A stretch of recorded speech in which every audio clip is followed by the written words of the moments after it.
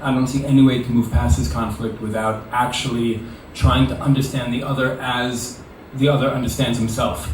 Otherwise, we're just going to keep fighting on loop against our fantasy antagonists and doing things to try to hurt each other and not realizing why it doesn't work.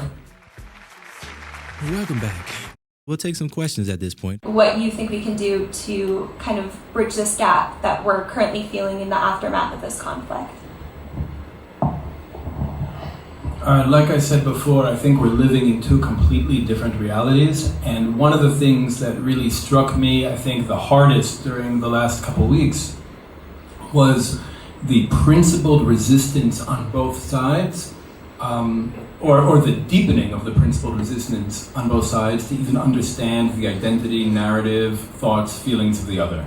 I don't see any way to transcend, I don't see any way to move past this conflict without actually trying to understand the other as the other understands himself.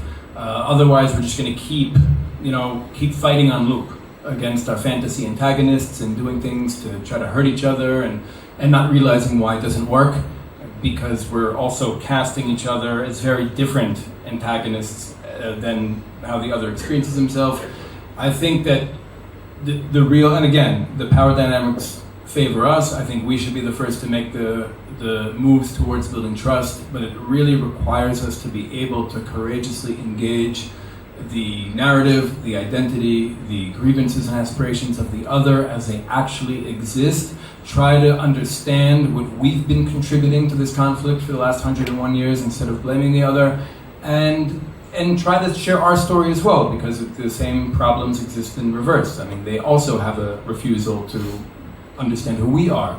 And I think that ultimately, for me, the goal is really to create a bigger narrative and when I say narrative, I just want to be very clear. I define a narrative as a collection of facts that are selectively chosen, organized, and contextualized within a very specific worldview in order to tell a specific story. I think for the last century, both of us have been taking the facts that we want, that support the story we're trying to tell, and omitting the facts that complicate the story we're trying to tell. I want to create a bigger story that's inclusive enough to encompass both ostensibly rival narratives in which we can both be co-protagonists together. I don't think it's hard. I've dedicated the last 12 years of my life to trying to do this.